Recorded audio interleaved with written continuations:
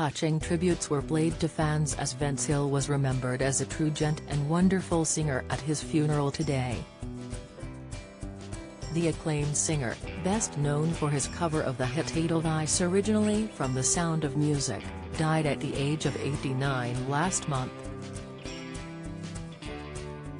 Friends and family today came together to remember him at a service in Henley, Oxfordshire. Guests entered the funeral to Vince singing his huge hit Edelweiss before a family tribute was read out.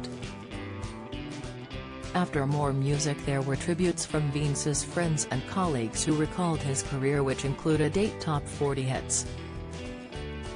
In memories from his sister Val read out at the funeral, she told how his career started by chance when he got up and sang on holiday in a pub in Margate, with his parents being told afterwards he should consider getting lessons.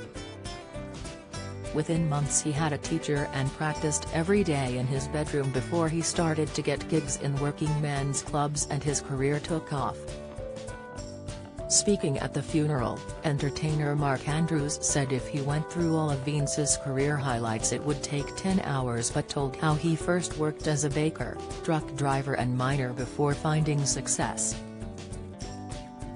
Actress and singer Anita Harris performed an impromptu a cappella version of Smile before paying tribute to Vince. She said, "Everybody here knows the smile that was Vince, the mellifluous voice, that singing voice that touched all of our hearts. The gentleman, warm and caring and jolly.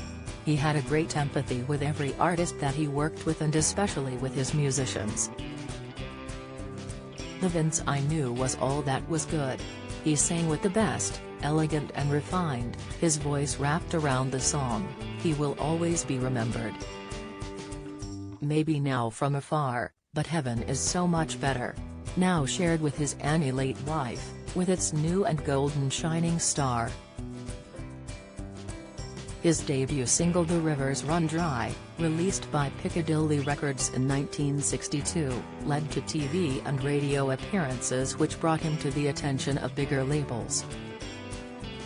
But further success came when he landed a record deal with Amy's Columbia label in 1965. Referring to his hit Edelweiss, Mark said, "Going on to sell 1 million copies, it became his signature tune for the rest of Vince's life. I compared some of his shows and he would always tell the crowd when Edelweiss started, this is the show that changed everything."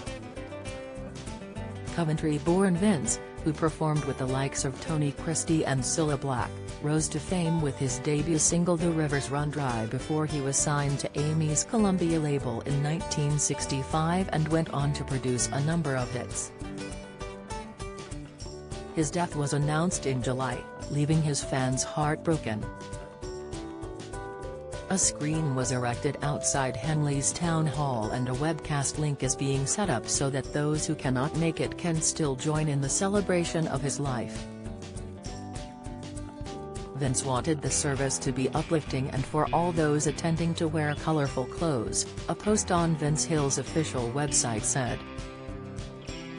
Rather than bring flowers, as the family had blooms covered, Vince requested donations be made to the Macular Society and Blind Veterans UK, which were the charities he supported. During the service, messages were played from those who worked with him through his career. Songwriter Sir Tim Rice says he will miss the true gent who did it all. He said, "In 1967 I was a very junior member of Amy's A&R team, the department which actually made records in the Abbey Road studios. My immediate boss was the late Bob Barrett and I attended many of Bob's recording sessions by making vital contributions such as setting up music stands and making coffee. I was present at many of Vince Hill's sessions, and I remember Vince as not only a consummate singer but as a charming fellow." Edelweiss of course was the recording that year which truly made him a major star. Vince was a wonderful singer and a true gent who will be sorely missed both within and out of the entertainment world. Don Black thanked Vince for his friendship and called him one of the world's best. I was so upset to hear this news about Vince Hill. My God, I love that man," he said. "We've known each other since the 50s when I was in Denmark Street, and he was with the Raindrops vocal group.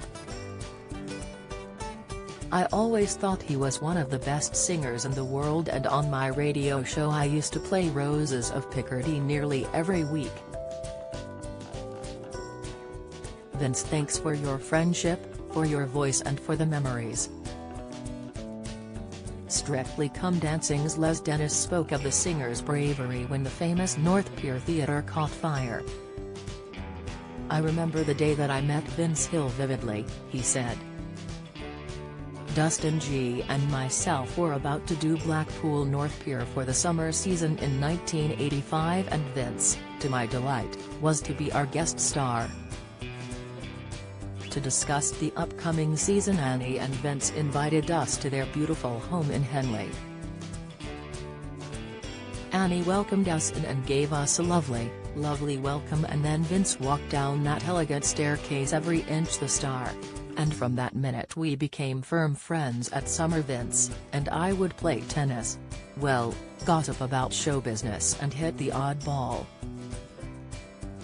And one time the season nearly ended prematurely when the North Pier Theatre caught fire. Vince was the hero of the hour. He went back, raised the alarm, rang the police and the emergency services from the stage door telephone, and the next day I said to him, 'Vince, that was really brave,' and he said to me, 'I only went back for my stage suits.' That's the kind of man he was. He was so steeped in show business, and I remember I used to love him singing Edelweiss. Vince, you were a star then, you are a star today, a heavenly star. May you and your homeland." Sorry, I am getting a bit emotional. Bless you and your homeland forever. The singer's cover of Edelweiss, from the 1959 Rodgers and Hammerstein musical The Sound of Music, was a favorite amongst fans and reached number 2 in the charts and remained within the UK charts for 17 weeks. Before his solo career, Vince first sang in public as a teen and joined vocal group Raindrops, but went solo in 1962.